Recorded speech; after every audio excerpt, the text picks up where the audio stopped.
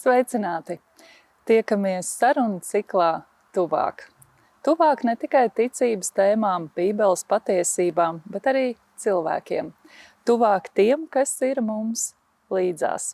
Ar jums kopā Inga Skuja un studijā silti sveicinu mūsu šīs dienas viešņu. Studija mums ir šeit skaistā zaļā pļaviņā.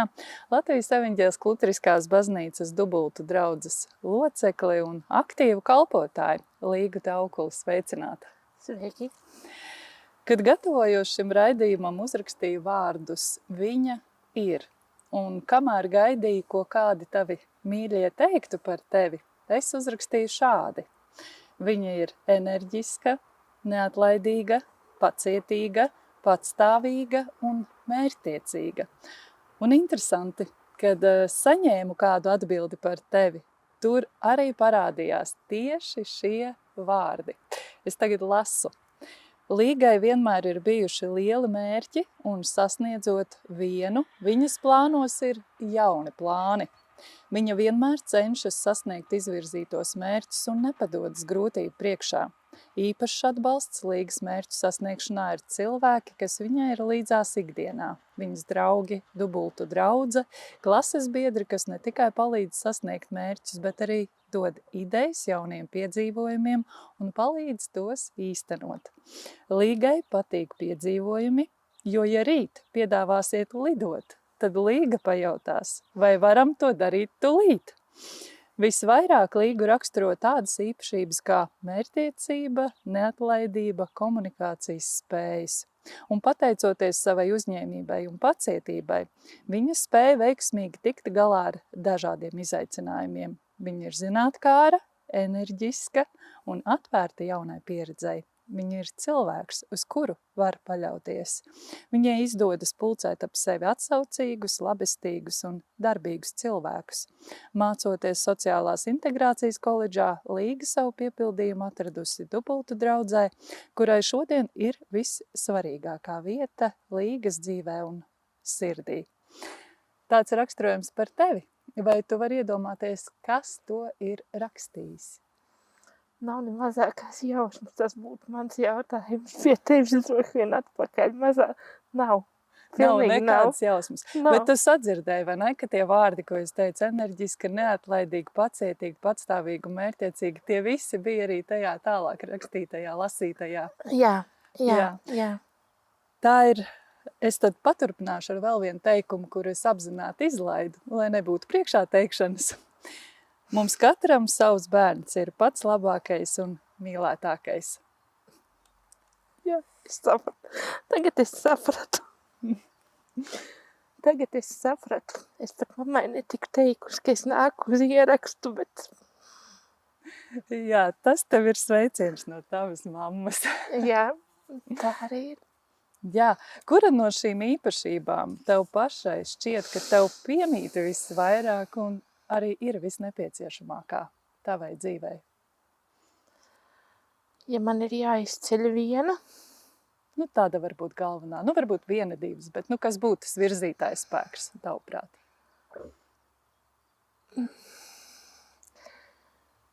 es laikam celtu mērķtiecību un pacietību, bet es teiktu, ka tas nav iespējams bez ticības.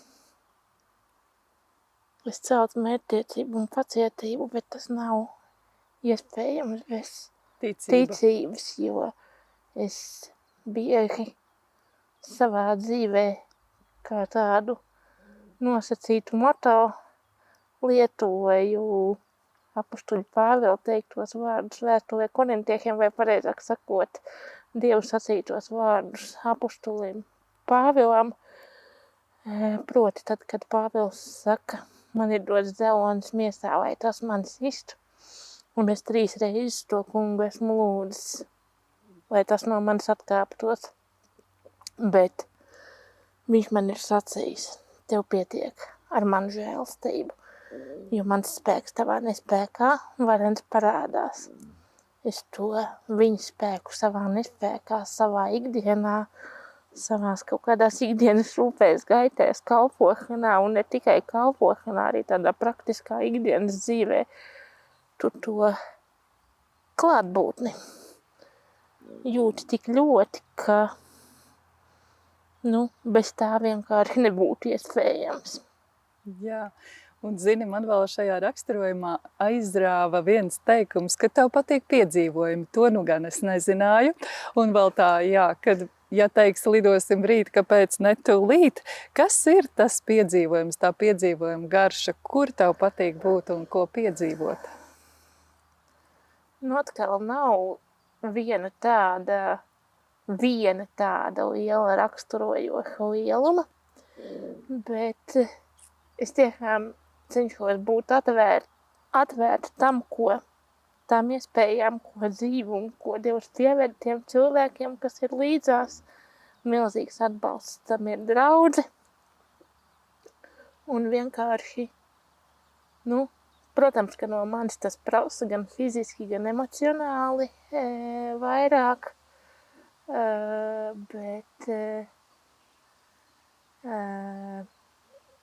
bet tā izkāpšana ārpus tā rāmīša. Nevis šito tu nevari tāpēc, vai tāpēc, ka fiziski nē, bet varbūt izkāpt ārpus rāmīša un pamēģināt, varbūt tu to tomēr vari. Nezinu, domājot par tām pašām, nometnēm draudzes vai par to pašu jau tevis pieminēto helikopteru, kur tas vienkārši bija viens no draudzes brāļiem, kurš izrādījās pilots un pajautāja, tu tiešām domā, ka tu gribētu lidot? Tad, kad pēc dienas man vārdienā bija dāvana karta lidojuma, un tad jau vairs nebija tālu, kur aizdomāties. Bet jā, pārkāpt tām robežām, ka tu kaut ko to savu fizisko ierobežojumu dēļ nevari. Tas nevienmēr ir viegli, tur ir vajadzīga kāda klātbūtne no līdzcilvēkiem, vai tie ir tuvinieki, vai tā ir draudze, vai tie ir studiju biedri akadēmijā, kas ir Lutera akadēmija, kas arī bija un ir viens liels, izaicinošs solis, bet arī viena liela Dieva un līdz cilvēku klātbūtne. Jo mana ikdienas kalpošana draudzēs saistās ar ikdienas dežūrām pie atvērtām durvīm Dubuldu baznīcai. Un tad, kad es 10 gadu atpakaļ to sāku, tad es to sāku ar vienkāršu mācītāju lūgumu, vai tu nevarētu uztaisīt kalpotāju sarakstus. Es uzrunāšu kalpotājus, tu uztaisi datorā sarakstu. Tajā brīdī es absolūti nedomāju, ka atkal jāsaka klātbūtne būs tā jēga, ka nevis uztaisi sarakstu, bet pateici tur. Man vienkārši Dievs iedeva 2 brīvas nedēļas, kurās es varēju pamēģināt, kas tas ir. Tad, kad es to pamēģināju 2 nedēļas, un tad, kad es redzēju, cik daudziem cilvēkiem ir tā nepieciešamība pie vienkārši atvērtām baznīcas durvīm, vai viņš ienāk palūgties, vai viņš ienāk pajautāt, vai viņš ienāk aizdegt svecīti, tā jau vairs nav mana atbildība. Mana atbildība ir būt tur, būt atvērtai un būt atvērtai viņu vajadzībām. Bet es diezgan ātri sapratu, ka cilvēki nāk ar saviem jautājumiem, un nevienmēr es uz šiem jautājumiem varu atbildēt, un tad man ir jāsaka tā, pagaidiet, es šito pajautāšu mācītājiem, atnāciet pēc dienām 3, bet visbiežāk gadās, ka tas cilvēks atpakaļ neatnāk. Un šī bija mana motivācija vēl vienam solim, kas pārvērtās par ļoti lielu klātbūtni un cilvēkiem, kuri ir līdzās joprojām. Daudz no tiem, proti studijām Lutera akadēmijā. Un sākotnēji tā bija draugu darbinieku izglītības programma, tagad viņi saucās citādi teoloģija un kalpošana. 2 gadus nomācoties tur, tu saproti, ka tu gribi kaut ko tālāk. Un ar tādām iekšējām, tev tur varbūt negribētos saukt par bailēm, lai gan arī, bet vairāk ar tādu bijību. Vai tiešām es, vai tiešām man, vai tiešām tas ir tas, ko Dievs tu no manis gribi. Bija pilna laika teoloģijas studijas neklātienē. Vienīgais, ko es varu teikt, kāpēc es saku klātbūtne, jo es daudz mācījos attālināti, bet ne pilnīgi visu. Es biju arī akadēmijā uz vietas. Un tas nozīmēja man staipīt pa vītņu trepēm 4 uz rokām augšā puikiem. Kāds pasmaidīja man liekas, draudzes biedriem vēlāk, ka es esmu izvēlējusies pareizo profesiju, kur ir daudz puiši, kuri var izcilēt, bet tā bija liela Dieva žēlastība vienmēr būt klātienē, izjustīs klātienes atmosfēras, sadraudzības, pabūt kopā. Pat tad, ja tas bija ļoti neviegls un ļoti atbildīgs eksāmens, bet klātbūtne un klātiene bija kaut kas ļoti svarīgs. Un ir joprojām, jo kontakti ar kursa biedriem, ar studiju biedriem, kuri vajadzības gadījumā ir 1-2 telefona zvana attālumā, cilvēki, kur caur to tika pievesti, ir liela Dieva žēlastība un liela Dieva dāvana. Es tagad tā ļoti plaši atbildēju. Jā, plaši par piedzīvojumiem, bet jā. Arī kopā ar mērķiem. Tas viss ir viens liels piedzīvojums. Jā. Viss liels piedzīvojums. Ne tikai lidojums gaisā, bet arī lidojums tavā dzīvē. Tu jau vairāk kārt pieminēji vārdu klātbūtne, un mēs pakavēsimies pie vēl kāda vārda. Tu esi piedalījusies Nepēja garām rīkotajās nometnēs, un Nepēja garām ir sava veida analoģija arī ar vārdu tuvāk, raidījumā, kurā esam mēs šodien, vai ne? Tuvāk viens otram. Ko tev tas personīgi nozīmē? Nepaiet garām un būt tuvāk.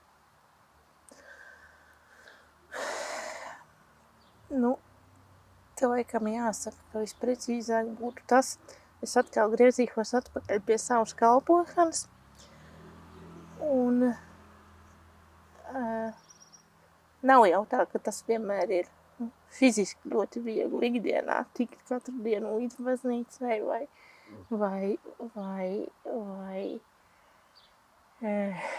vai tikt no baznīcas mājās. Tā loģistika ir jābūt, un viņa nevienmēr ir viegli.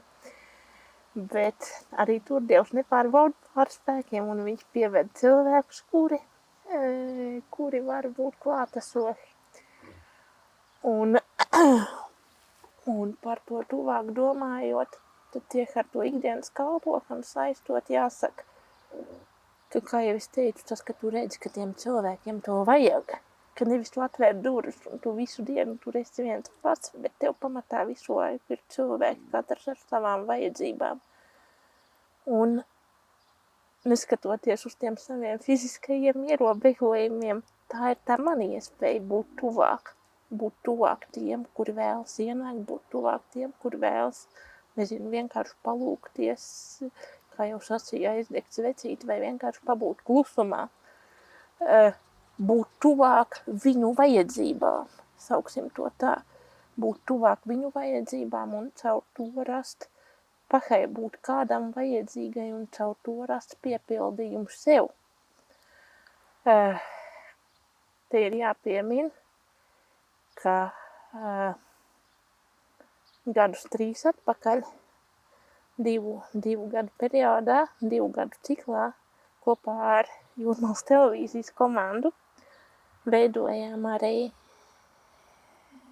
katras svētdienas dievkalpojumu tiešraides no Dubuldu baznīcas, un arī tā bija iespēja būt tuvāk cilvēkiem, kuri ikdienā netiek ārā no mājas kādu ierobežojumu dēļ, bet kuriem ir iespēja caur šo televīzijas tiešraidi mums būt tuvāk viņiem un viņiem būt tuvāk draudzei, Dievam, baznīcai, Dievu vārdam lūkšanām un kaut kādā mērā varbūt gūt mieru vai gūt klātbūtni, esot neklātienē. Teiksim tā, arī tā bija daļa kalpošanas, jo es biju atbildīga par visiem tiekrāju titriem. Nu tā. Tu jau pieminēji gan ticību, gan būt tuvāk cilvēkiem, būt viņu vajadzībām. Atvērta baznīca ir tādēļ, ka tu esi gatava būt tuvāk cilvēkiem, arī gūt sev cilvēku tuvumu un klātbūtni. Bet kad tu pati pienāc tuvāk Dievam, vai kad viņš tuvojās tev, tavai sirdī?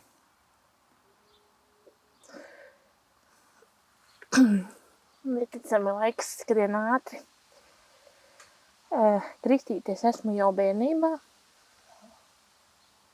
bet tādu, ko mēs sauktu par apzinātu vārdu Dievam un apzinātu ticības ceļu, es sāku tieši jau tevis pieminētajā laikā mācoties Sivā, un tas ir gadus 18 atpakaļ, kad principā tā gada vasarā, tā bija 2008. Gada vasara, kad man rudenī vajadzēja sākt mācīties Jūrmalā, un Dievs mani saveda kopā ar vienu, jau mūžībā esošu ticības māsu, kura kalpoja dubultos draudzē. Un caur viņu es vēlāk tapu sapazīstināta ar draudzes jauniešiem, iesaistījos draudzes jauniešu grupā un būtībā ar nākamā pavasara alfa kursu, kas ir, kristīgās ticības pamata kurss, iesvētījos un nonācu draudzē. Ceļi ir bijuši dažādi.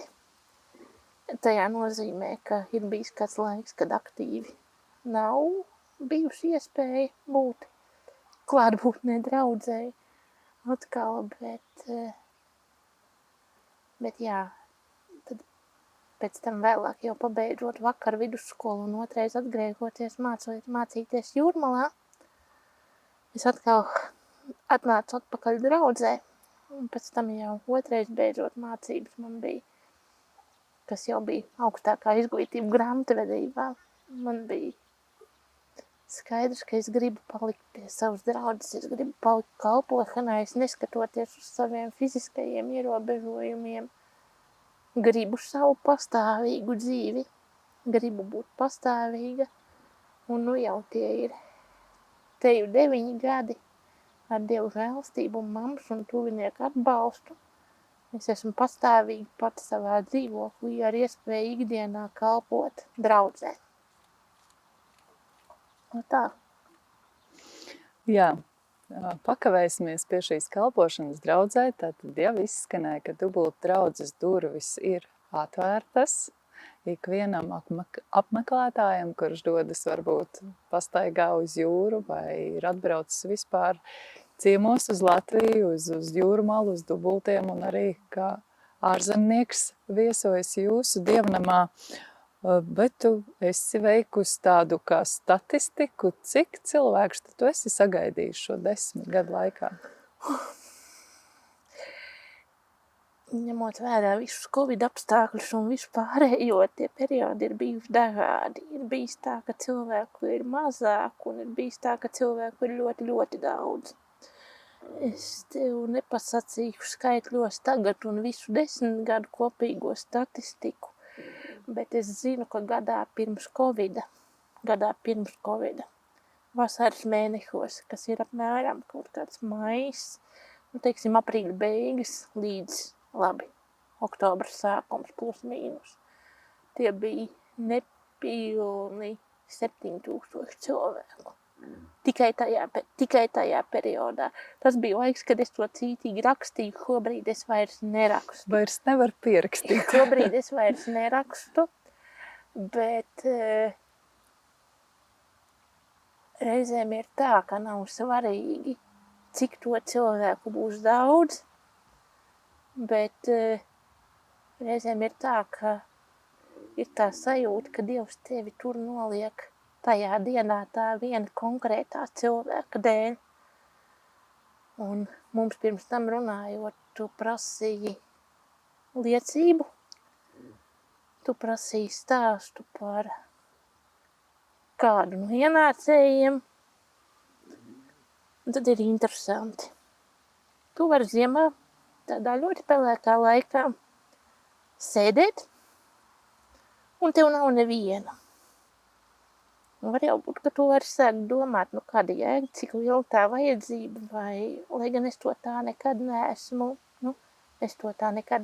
domājusi, ja, bet, protams, tajā brīdī, kad tev liekas, ka nav. Un tad ir viens cilvēks, kurš atnāk aiziet svecīt, tu aizēji līdzi, lai parādītu, kur to svecīti var aizdegt.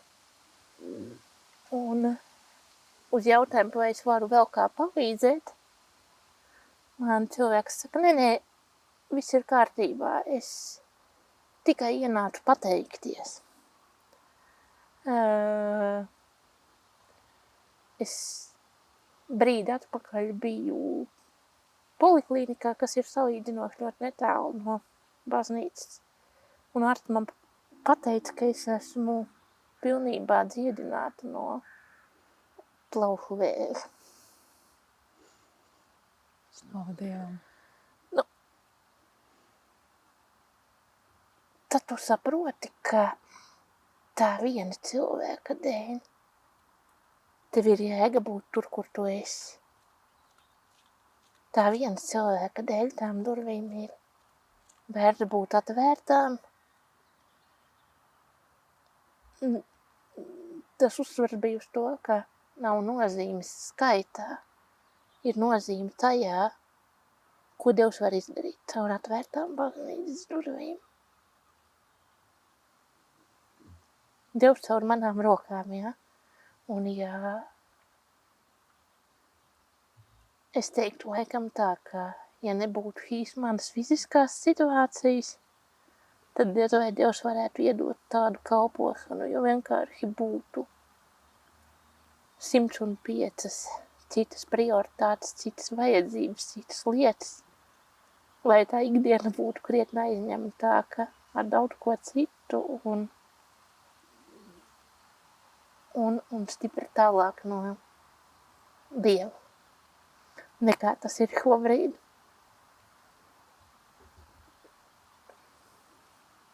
Tāpēc, līdzīgi kā tas evaņģēlijos parādās, kur Kristus iet ar saviem mācekļiem un viņi redz šo aklo vīru, kur mācekļi viņam jautā, kur ir grēkojis, viņš pats vai viņa vecāki, jo viņš tāds piedzims. Viņš saka, viņš pats ne viņa vecāki, bet lai Dieva darbs pie viņa parādītos, tāpēc viņš tāds piedzims. Kaut kā liekas, ka arī šis teksts ļoti attiecās uz mani, uz manu kalpošanu, uz to, ko Dievs dod iespēju darīt, kā viņš atdara durvis tur, kur tas ir nepieciešams. Jā, varbūt arī reizēm slēdz tur, kur tas nav vajadzīgs, bet vienalga griezīšos atpakaļ pie vārda klātbūtne, tā viņa klātbūtne ir ik uz soli un ikdienā. Tikai jautājums, cik mēs katrs to gribam ieraudzīt, pamanīt, saskatīt. Tu minēji šo stāstu par sievieti, kas ienāca pateikties, pateicība kā viena no brīnišķīgām dāvanām, ko mēs varam Dievam dāvāt atpakaļ. Patiesībā nekā cita jau mums nav, ko viņam dot kā pateicību. Jā, un piedod pārsit, bet kalpošana, jo, man liekas, ka vēl viena motivācija mums jebkuram kalpot līdz cilvēkiem, kalpot tiem, ko Dievs mums šajā dzīvē uztic. Nezinu, ģimenē, draudzē, sabiedrībā, vienalga tur, kur viņš mūs ieliek. Ir tā, ja tu, ja mēs apzināmies, ko mēs saņemam no Kristus katrā dievkalpojumā, katrā vārdā, katrā reizē, kad mēs varam baudīt sakramentu, svēto vakarēdienu, tad tā ir tikai, tas ir tikai mazs atspūgs tam, tai mīlestībai, ko mēs saņemam no viņa. Mūsu kalpošana spēja būt tikai mazs atspūgs tam. Uzreiz nāk prātā mūsu baznīcas altārī uz plāksnes ir Jāņa vēstules teksts. Dievs ir mīlestība. Un man liekas, ka jebkurai mūsu kalpošanai ir jābūt tādai, lai ik viens, bet īpaši jau tie, kas Kristu vēl nepazīst, lai viņi raugoties uz mums varētu piedzīvot kaut nelielu daļiņu, kaut nelielu atspūgu no tās Kristus mīlestības, ko mēs katrs pats esam saņēmuši. Jā, tik tiešām. Tu ar savu kalpošanu un dzīvi mums rādi šo mīlestību, tu dali šo daļiņu, pusstunda mums ir aizsteigusies patiešām neticamos vējas pārnos. Jā, pateicība, klātbūtne, tuvums, būšana, došana, saņemšana un tik tiešām dvēsele, kas bagātīgi svētī citus pati, tiks veldzēta, un es ticu, ka arī šis vārds piepildās līdz ar žēlstību un ticību tavā dzīvē. Un pašā izskaņā vēl daži ekspresa jautājumi. Uz tiem jāatbild pavisam ātri un īsi. Biezpienmaizīt vai eklērs un kāpēc? Eklērs, jo šokolāde. Domāt vai darīt? Darīt. Kāpēc? Domāt arī vajag pirms darīt, bet katrā gadījumā darīt. Katrā gadījumā, ja man kāds paprasīs kaut ko izdarīt, tad tas tiks izdarīts, cik iespējams maksimāli ātri, nevis pagaidis pēc nedēļas padomāju, vai es to darīšu. Ja? Darīt, tāpēc darīt. Agri vai vēlu? Par vakaru vai rītu vai par ilgumu? Vakars un rīts. Agri. Vasara vai ziema? Vasara. Jo? Siltums, pa sniegu salīdzinoši grūtāk pārvietoties. Pilsēta vai lauki?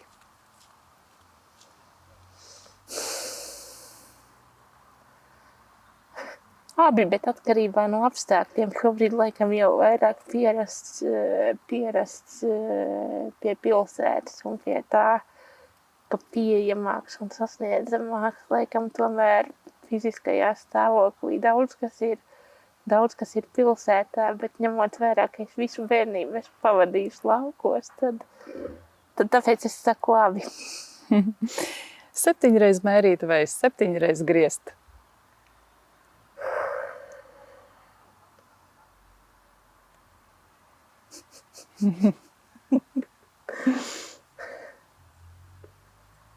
Laikam griezt.